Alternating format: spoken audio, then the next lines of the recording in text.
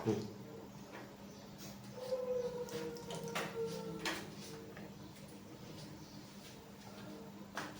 আমি কাজ ক্ষমতা শক্তি এই অধ্যায়টি নিয়ে সংক্ষেপে তুলে ধরার চেষ্টা করব। এই অধ্যায়টি 2000 এসএসসি 2025 ব্যাচের জন্য যেমন গুরুত্বপূর্ণ, তেমনি নতুন কারিকুলাম নবম শ্রেণীর জন্য, সেই নবম শ্রেণীর শিক্ষার্থীদের জন্য সমান গুরুত্বপূর্ণ। পাশাপাশি এই অধ্যায়টি উচ্চ মাধ্যমিক শ্রেণীতেও পদার্থবিজ্ঞান প্রথম পত্রে অধ্যায়টি রয়েছে। অতএব এই অধ্যায়টি অত্যন্ত গুরুত্বপূর্ণ একটি অধ্যায়। তো এই কাজ ক্ষমতা শক্তি নিয়ে আলোচনা করবার শুরুতে যদি আমরা কাজ নিয়ে আলোচনা করতে চাই, আমরা সাধারণত জানি কাজ বলতে আমরা বুঝি কোনো কিছু করাকেই সাধারণত কাজ বলা হয়ে থাকে। কিন্তু পদার্থবিজ্ঞানের ভাষায় কিন্তু কোনো কিছু করাকেই কাজ আমরা বলছি না। পদার্থবিজ্ঞানের ভাষায় বলা হচ্ছে যে একটি বস্তুর উপর যদি বল প্রয়োগ করা হয় এবং বস্তুটি যদি সেই বলের কারণে সরে যায়, অর্থাৎ বস্তুটির সরণ ঘটে, তাহলেই বল এবং বলের দিকে সরণের যে গুণফল, সেই গুণফলটাকেই বলা হচ্ছে কাজ। তার মানে আমরা যদি একটি বস্তু ধরে নিলাম, এখানে একটি বস্তু আছে, সেই বস্তুর উপর বল প্রয়োগ করা হলো, একটি বল প্রয়োগ করা হলো এফ পরিমাণ। ফলে বস্তুটি যদি তার আদি অবস্থান থেকে সরে অপর একটি অবস্থানে আসে এবং আমরা ধরে নিলাম এই ক্ষেত্রে বস্তুটির সরণ ঘটলো এস পরিমাণ, তাহলে আমরা কাজ বলতে কাজের যে সংজ্ঞা দিলাম সেই সংজ্ঞা অনুসারে লিখতে পারি কাজ সমান বল গুণন সরণ। অতএব আমরা যদি এটা চিহ্নের সাথে দেখাই তাহলে এরকম করে লিখতে পারবো আমরা ডাব্লিউ সমান এফ এস। এই সূত্রের সাহায্যে আমরা নবম দশম শ্রেণীতে, অর্থাৎ নবম দশম শ্রেণীতে আমরা এই কাজ এই সূত্রের সাহায্যে নির্ণয় করতে পারবো। এখন আমরা আগের অধ্যায়ে পড়েছিলাম যে এই রাশিটি কাজ যে একটি রাশি সেটা ভেক্টর অথবা স্কেলার। তো আমরা দেখছি যে কাজ একটি স্কেলার রাশি, স্কেলার রাশি, কারণ কাজের নির্দিষ্ট কোনো দিক নেই এবং এটির মাত্রা সমীকরণ যদি আমরা লিখি তাহলে আমরা এটা মাত্রা সমীকরণটা হচ্ছে এরকম M L square T inverse 2 এবং এর একক হিসেবে আমরা লিখব জুল। যে প্রতীকটা লেখা হয় এটাকে আমরা জুল বলবো।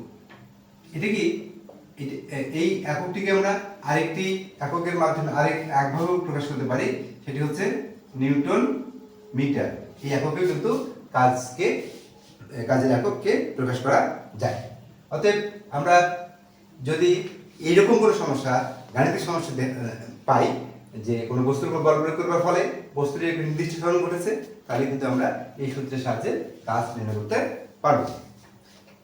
এখন এই কাজকে আমরা প্রধানত দুভাগে ভাগ করছি। এক ধরনের কাজকে বলছি আমরা ধনাত্মক কাজ, আর এক ধরনের কাজকে বলতেছি আমরা ঋণাত্মক কাজ। ধনাত্মক কাজ হচ্ছে কোনো বস্তুর উপর বল প্রয়োগ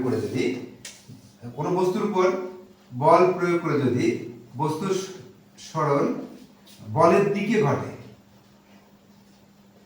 তাহলে সেই কাজটিকে বলবো আমরা ধনাত্মক কাজ। একটা উদাহরণের সাহায্যে আমরা ব্যাপারটা খুব সহজে বুঝতে পারবো। যেমন একটি বস্তুকে যদি আমরা মুক্তভাবে ছেড়ে দিই তাহলে অভিকর্ষ বলের কারণে এই বস্তুটি নিচের দিকে পড়বে, তাহলে তখন যে কাজটি সাধিত হলো সেই কাজটিকে আমরা বলতেছি ধনাত্মক কাজ। অর্থাৎ এই ক্ষেত্রে আমরা দেখতে পাচ্ছি বস্তুর সরণটি বল যেদিকে কি হচ্ছে সেদিকেই ঘটলো। আর এক ধরনের কাজ আছে, সেটাকে আমরা বলতেছি ঋণাত্মক কাজ।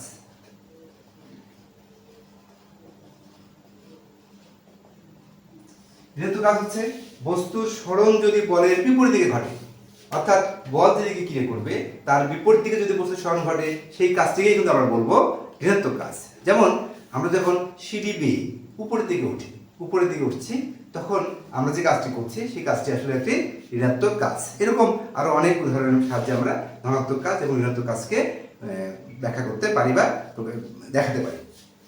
তাহলে আমরা নিশ্চয়ই কাজ সম্বন্ধে একটা মোটামুটি ধারণা পেয়ে গেলাম। এবার আমরা দেখব শক্তি।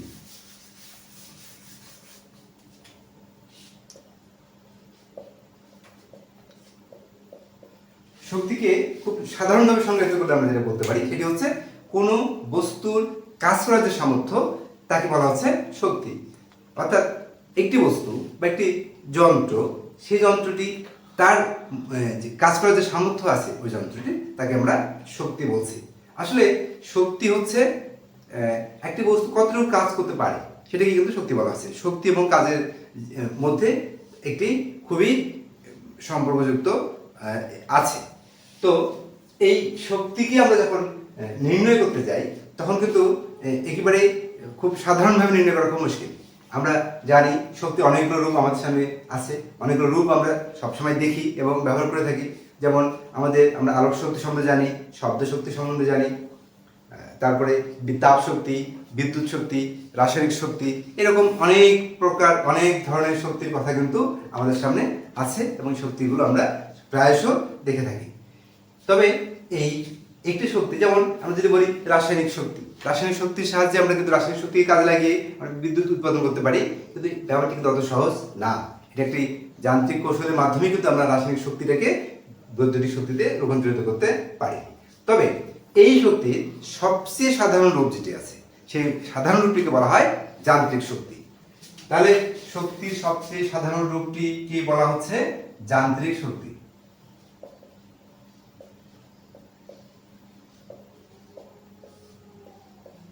যান্ত্রিক শক্তি। এবার যান্ত্রিক শক্তি হচ্ছে কি কোনো একটি বস্তুর অবস্থান বা অবস্থা বা গতির কারণে ওই বস্তুর মধ্যে কাজ করার যে সামর্থ্য অর্জিত হয় তাকে বলা হচ্ছে যান্ত্রিক শক্তি। এখানে দুটি বিষয় এসেছে, একটা হচ্ছে অবস্থা কারণে আর একটি গতির কারণে। ফলে এই যান্ত্রিক শক্তিকে আমরা আবার দুই ভাগে ভাগ করতে পারছি। একটি ভাগকে বলা হচ্ছে বিভব শক্তি, আরেকটি ভাগকে বলা হচ্ছে গতি শক্তি। এবং আমরা বললাম কি যে শক্তির সবচেয়ে সাধারণ রূপ একটি হচ্ছে যান্ত্রিক শক্তি। তো এই যান্ত্রিক শক্তির দুটি অংশ, দুটি ভাগ, একটি হচ্ছে বিভব শক্তি আর একটি হচ্ছে গতি শক্তি। এখন আমরা গতি শক্তি এবং বিভব শক্তি সম্বন্ধে একেবারেই সংক্ষেপে জানার চেষ্টা করব।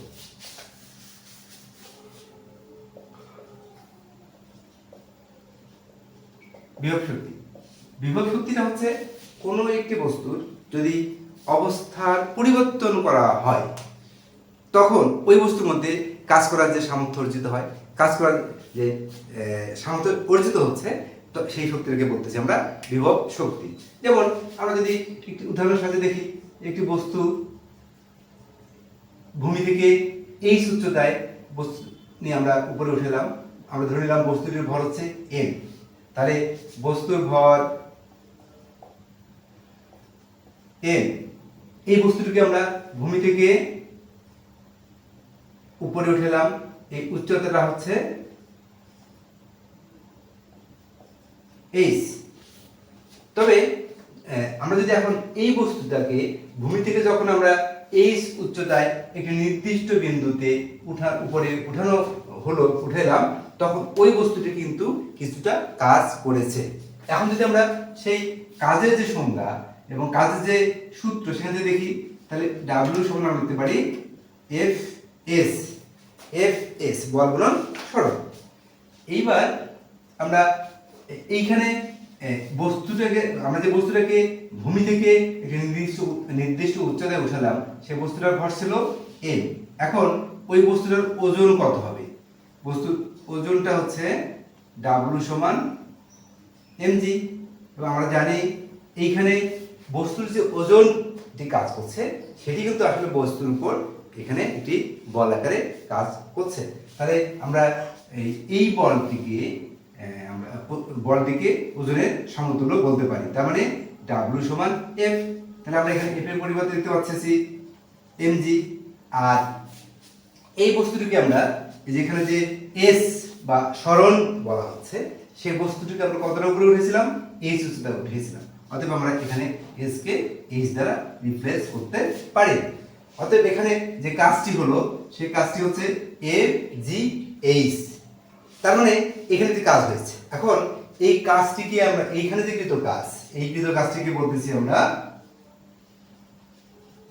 বিভব শক্তি। বিভব শক্তি। এখন বিভব শক্তিকে যেহেতু আমরা বলতেছি ইংরেজিতে বলা হচ্ছে পটেনশিয়াল এনার্জি, সেই কারণে আমরা এটাকে আমরা ইপি দ্বারা চিহ্নিত করি। অর্থাৎ ইপি সমান আমরা লিখব এম জি এইচ। তাহলে এই সূত্রের সাহায্যে আমরা বিভব শক্তি নির্ণয় করতে পারবো। তাহলে এখানে কি আসছে, এম হচ্ছে বস্তুটির ভর, যে বস্তুটিকে আমরা উপরে উঠাচ্ছি সেই বস্তুটির ভর, জি হচ্ছে অভিকর্ষ ত্বরণ, আর এইচ হচ্ছে ওই বস্তুটিকে ভূমি থেকে কতটা উপরে ওঠানো হয়েছে। আমাদের মনে রাখতে হবে এখানে এইচ হচ্ছে সব সময় শুরু করব আমরা এই উচ্চতাটা পরিমাপ করব ভূমি থেকে ওই বস্তুটি ওই সময় কতটা উপরে আছে বা উপরে উঠানো হয়েছে। তাহলে এই সূত্রের সাথে আমরা করতে পারছি। এখন আমরা আলোচনা করব গতিশক্তি।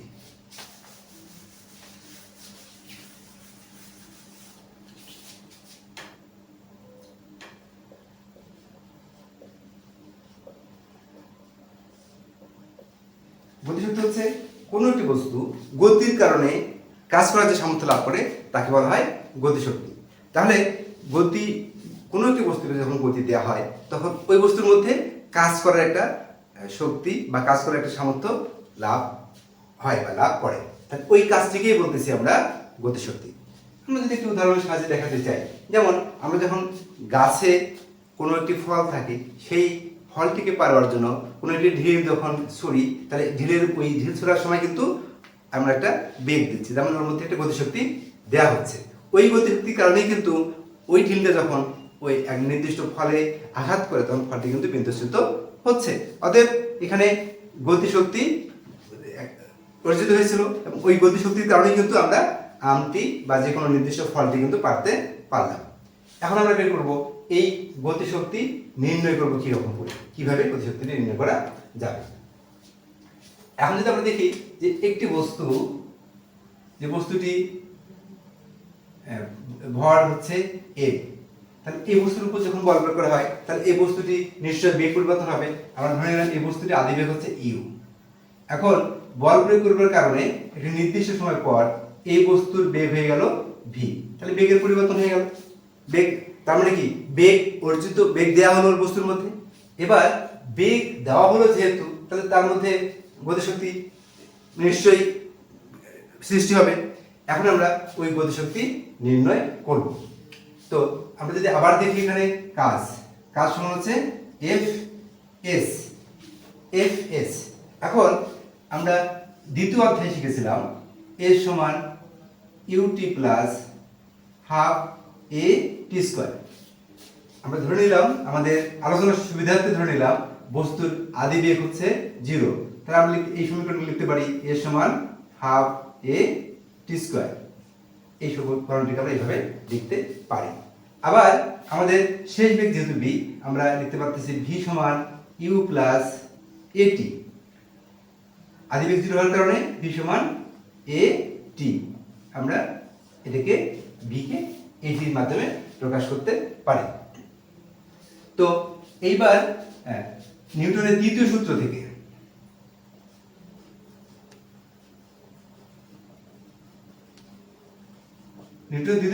আমরা পাই এফ সমান এম এ।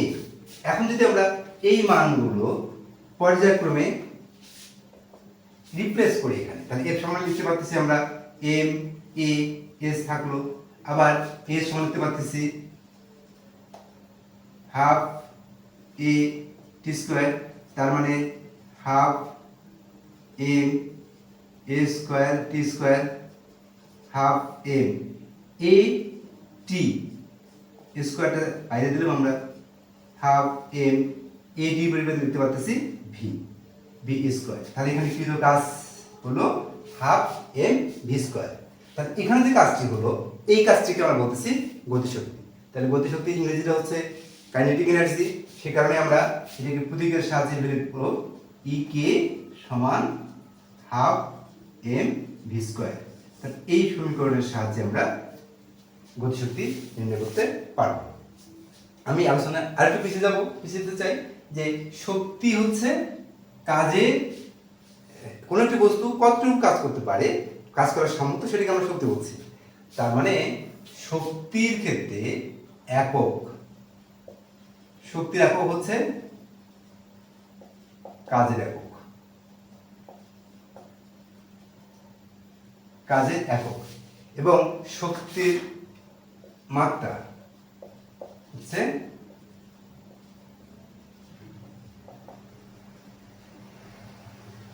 কাজের মাত্রা। আমার আলোচনার সুবিধাতে আমরা মনে রাখবো যে কাজ এবং শক্তি প্রায় একই রকম রাশি। তাহলে আমরা শক্তি সম্বন্ধে ধারণা পেয়ে গেলাম। শক্তির বিভিন্ন অনেকগুলো রূপ আমরা জানি, সেগুলো আমাদের পাঠ্যপুস্তক থেকে আমরা সবগুলো শক্তির রূপ সম্বন্ধে একেবারেই পরিষ্কার ধারণা নিয়ে নেব।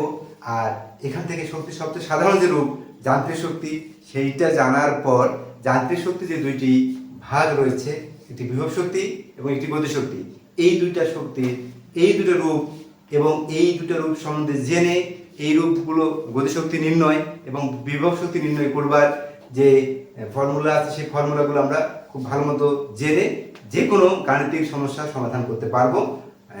সেই রকম করে আমাদেরকে কিন্তু প্রস্তুতিটা নিতে হবে। আমি এইখানে বিভব শক্তির আরেকটি উদাহরণ এবং সেই উদাহরণের সাহায্যে আমাদের শক্তি নির্ণয়ের আলোচনাটি একটু করতে চাই। সেটি হচ্ছে, আমরা প্রায় দেখে থাকি ছোট বাচ্চাদের খেলনা গাড়িতে স্প্রিং লাগানো কিছু গাড়ি আমরা পেয়ে থাকি, যেগুলো স্প্রিংটা ঘুরে দেওয়ার পরে গাড়িটাকে ছেড়ে দিলে এটা কিন্তু সামনের দিকে এগিয়ে যাচ্ছে। তাহলে এখানে কিন্তু একটি শক্তির রূপান্তরের ঘটনা ঘটে। সেই শক্তিটা হচ্ছে, আমি যখন স্প্রিংটাকে ঘোরাচ্ছি সেই স্প্রিংয়ের মধ্যে একটি শক্তি সঞ্চিত হচ্ছে, যেটাকে আমরা বিভব শক্তি বলতেছি। এবার যখনই এই চাবিটাকে ছেড়ে দেওয়া হয় তখন ওই গাড়িটা যখন সামনের দিকে যাচ্ছে, অর্থাৎ ওই স্প্রিংকে সংকুচিত করবার কারণে ওর মধ্যে যে বিভব শক্তি সঞ্চিত হয়েছিল সেই শক্তিটি গতিশক্তিতে রূপান্তরিত হয়ে এটা কিন্তু গাড়িটা কিন্তু সামনের দিকে যাচ্ছে। তার মানে এখানে শক্তির একটি রূপান্তর হয়। তো স্প্রিং সংকোচন বা প্রসারণের ফলে যে শক্তি সঞ্চিত হয় সেই শক্তিটি নির্ণয় করতে হবে, সেই শক্তি আমরা নির্ণয় করতে পারবো। সেই শক্তি নির্ণয় করবার যে সূত্রটি আছে, সেই সূত্রটি হচ্ছে, যদি আমরা এভাবে লিখি, স্প্রিং। আসলে ব্যাপারটি যদি আমরা একটু উদাহরণের সাথে দেখি, আমরা দেখলাম স্প্রিং এর স্বাভাবিক রূপ। এবার যদি স্প্রিংটাকে সংকুচিত বা প্রসারিত করা হয়, আমরা ধরে নিলাম এটাকে প্রসারিত করা হলো, তাহলে এরকম করে প্রসারিত হলো। তাহলে স্প্রিংটি আমরা ধরে নিলাম এর প্রসারণ হচ্ছে এক্স।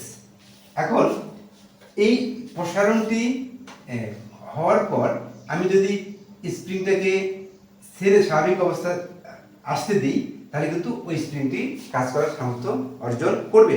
তাহলে এখানে এই স্প্রিংয়ের মধ্যে সংকুচিত করা হোক আর প্রসারিত করা হোক, স্প্রিংয়ের মধ্যে কিন্তু বিভব শক্তি সঞ্চিত হচ্ছে।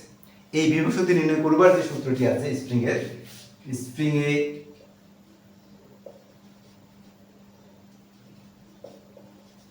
সঞ্চিত শক্তি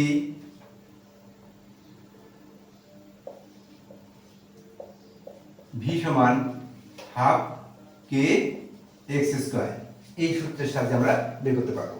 এখানে কে হচ্ছে স্প্রিং ধ্রুবক, স্প্রিং ধ্রুবক, এক্স হচ্ছে স্প্রিং এর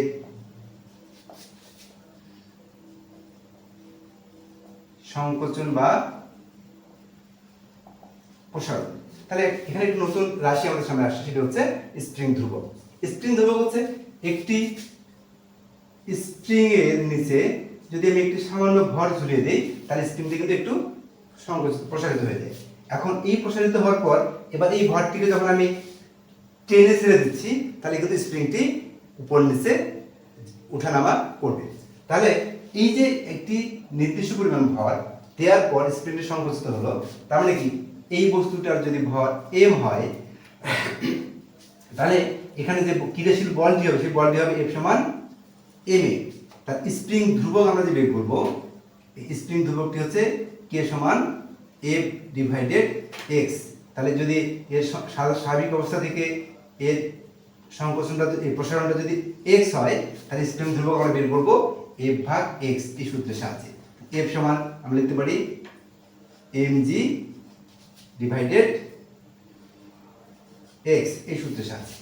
তাহলে আমরা স্প্রিং ধ্রুবক বের করতে পারছি এবং স্প্রিংয়ের সংকোচন বা প্রসারণের সাহায্যে প্রসারণের সময় ওই স্প্রিংয়ের মধ্যে যে পরিমাণ শক্তি সঞ্চিত হচ্ছে, যেটা আমরা বিভব শক্তি বলছি, সেই শক্তিও কিন্তু আমরা এই সূত্রের সাহায্যে নির্ণয় করতে পারবো। তা আমাদের কাজ এবং শক্তি সম্বন্ধে একটি খানিকটা ধারণা আমরা অলরেডি নিতে পেরেছি। এবার আমরা ক্ষমতা নিয়ে একটু আলোচনা করব। ক্ষমতা হচ্ছে কোনো একটি বস্তু বা যন্ত্রের কাজ করার হার। আমরা জানি যে কোনো একটি কাজ করার সময় একটি নির্দিষ্ট সময় কিন্তু লাগে।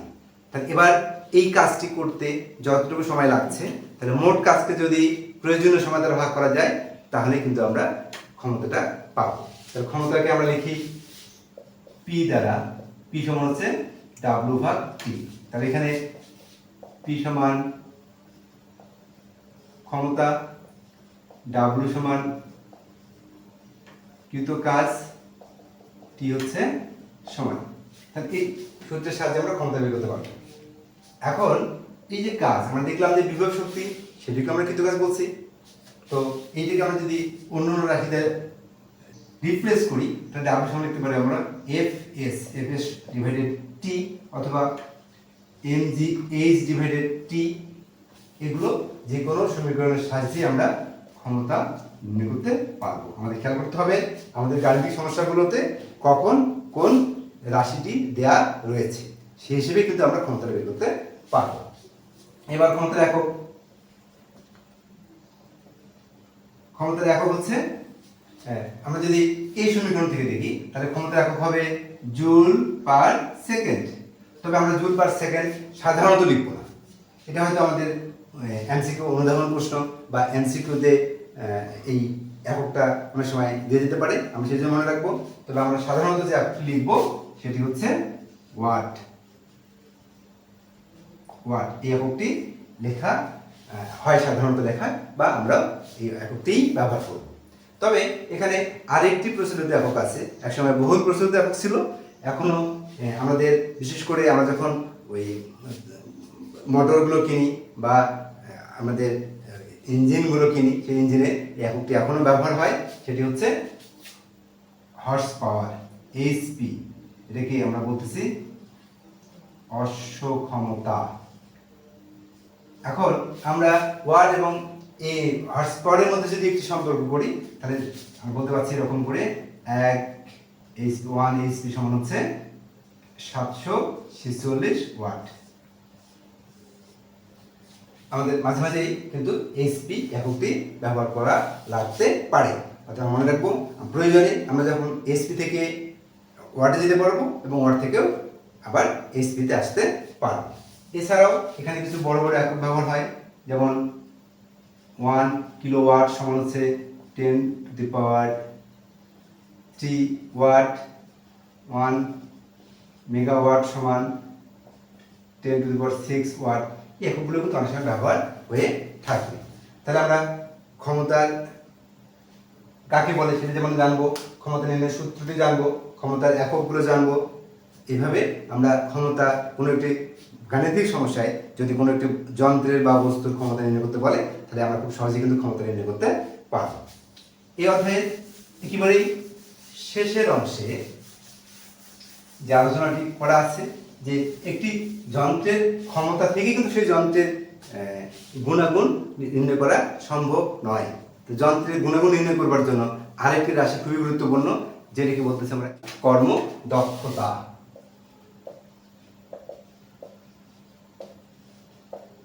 কর্মদক্ষতা কর্মদক্ষতা হচ্ছে কোনো একটি যন্ত্রের লব্ধ কার্যকর শক্তি এবং মোট প্রদত্ত শক্তির অনুপাতকেই কর্মদক্ষতা বা এফিকেসি বলা হয়। তাহলে কর্মদক্ষতাকে আমরা লিখব ইটা প্রতীক দ্বারা। ইটা সমান লব্ধ কার্যকর শক্তি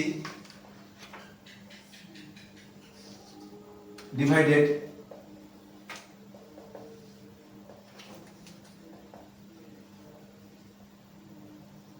মোট প্রদত্ত শক্তি।